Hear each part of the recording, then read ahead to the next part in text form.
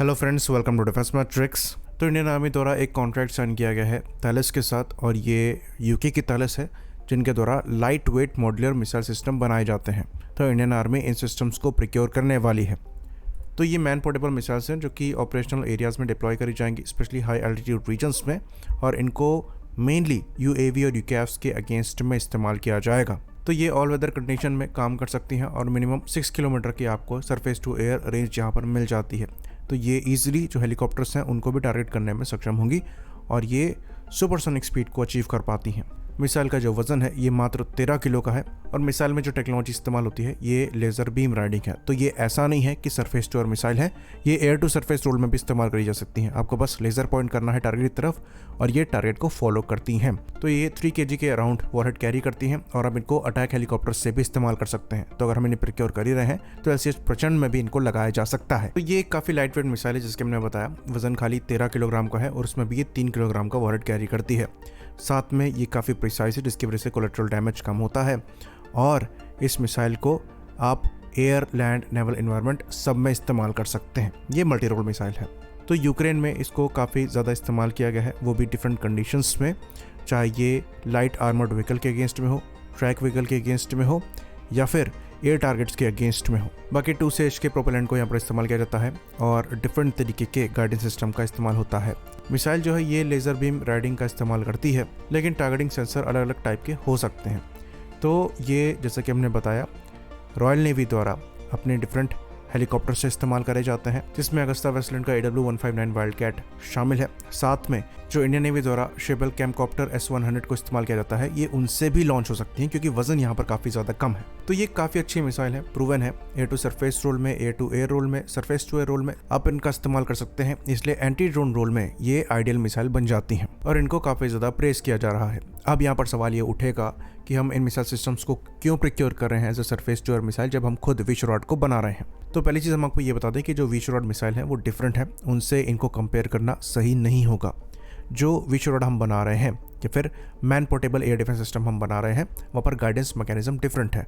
Missile में ही आपको IIR sensor मिलता है जो कि एक बार फायर करने के बाद टारगेट को खुद फॉलो करता है। वहीं पर LMM के केस में आपको टारगेट को लेज़र सेलेक्ट करके रखना पड़ेगा जब तक मिसाइल टारगेट को हिट ना कर जाए। तो कंपैरेटिवली विशरॉड मिसाइल में जो गाइडेंस मैकेनिज्म है ये एडवांस है और फुली ऑटोमेटेड है। मिसाइल एक बार लॉन्च हो गए तो अपने आप टारगेट को हिट करेगी। तो प्राइस का भी काफ़ी बड़ा डिफरेंस यहाँ पर आ जाता है और वो एक स्पेसिफिक काम के लिए है। वहीं पर जो LMM है ये एक मल्टी रोल मिसाइल है, आप सरफेस टारगेट्स को भी हिट करने के लिए इनको इस्तेमाल कर सकते हैं। जैसे कि हमने बताया जो लाइटली आर्मर्ड व्हीकल्स हैं आप उनको भी इनसे टारगेट कर सकते हैं। बाकी इन मिसाइल्स को मॉडिफाई करके डिफरेंट वेरिएंट्स बनाने का भी प्रपोजल है, जिसके अंतर्गत जैसा कि विशरॉड में IIR सीकर लगाया गया है वैसे यहाँ पर लगाया जा सकता है।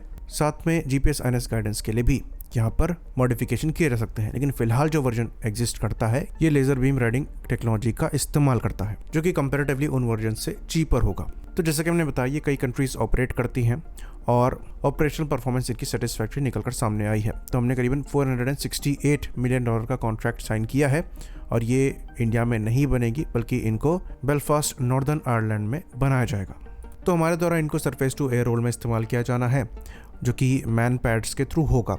तो अब यहाँ पर लोगों के सवाल ये हैं कि ये मल्टी रोल मिसाइल्स हैं, समझ में आता है, लेकिन जब हम इनको मैन पैड के रूप में ही इस्तेमाल कर रहे हैं तो हमारे पास जब विशरॉड का ऑप्शन है तो इनको क्यों चूज़ करना। तो मोस्ट लाइकली ये एक जियोपॉलिटिकल मूव है क्योंकि ये मिसाइल्स वैसे भी इंडिया में मैन्युफैक्चर नहीं होनी है, तो इंडिया में कोई जॉब क्रिएशन नहीं हो रही है। दूसरी चीज़ ये डिफरेंट कैटेगरी के मिसाइल हैं, जैसा कि हमने एक्सप्लेन किया। प्राइस भी यहाँ पर कंपैरेटिवली कम रहने वाला है विशरॉड से, और इनको आप व्हीकल माउंट करके इस्तेमाल कर सकते हैं। ऑपरेशनल सिस्टम है तो जल्द से जल्द आप इनको ऑपरेशनलाइज कर सकते हैं। वैसे भी हम ईगला इंपोर्ट ही कर रहे हैं, विशरॉड भी हमको चाहिए क्योंकि हमारी रिक्वायरमेंट बहुत बड़ी है। तो ऐसा नहीं है कि इनको ऑर्डर कर दिया तो विशरॉड के कॉस्ट पर किया गया है। विशरॉड के भी काफ़ी बड़े नंबर हमें चाहिए और लंबे समय तक चाहिए होंगे क्योंकि ये जो UAVs और UCAVs हैं ये बड़ा थ्रेट हो गए हैं और इसलिए ऐसे पोर्टेबल एयर डिफेंस सिस्टम्स की रिक्वायरमेंट जो है ये बढ़ गई है। पर यहाँ पर अगर आप कोई टेक्निकल एक्सप्लेनेशन एक्सपेक्ट कर रहे हैं जिसको लेकर हम ये जस्टिफाई कर पाएँ कि इनको परचेज़ किया गया है बाहर से और इनको बाहर से ही मैन्युफैक्चर करके डायरेक्टली इंपोर्ट किया जाएगा, तो वो आपको नहीं मिल पाएगा। हमारे हिसाब से ये एक जियोपॉलिटिकल स्ट्रैटेजी के अंतर्गत किया जा रहा है जहाँ पर हम यूके के साथ ट्रेड टॉक्स को आगे बढ़ा रहे हैं। तो कई चीज़ हम यहाँ पर यूके से ले रहे हैं, बदले में कुछ देना भी है, तो मोस्ट लाइकली ये उसके अंतर्गत है क्योंकि जॉब क्रिएशन यूके में हो रहा है तो आई थिंक इसको ज़्यादा बड़ा इशू नहीं बनाना चाहिए, क्योंकि भले ही आप कल को आत्मनिर्भर हो जाएं, पर ऐसी ट्रेड्स बीच बीच में चलती रहेंगी। तो ये कोई ऐसा सिस्टम नहीं है जिस पर हम हाईली डिपेंडेंट हों, तो इसलिए ये उतना मैटर नहीं करता है। वेपन सिस्टम अच्छा है और हमारे रिक्वायरमेंट को ये पूरा करेगा। आई होप इन्फॉर्मेशन यहाँ पर क्लियर रही हो। इसी बात पर इस वीडियो को हम ख़त्म करेंगे। लाइक करिए, सब्सक्राइब करिए। जय हिंद।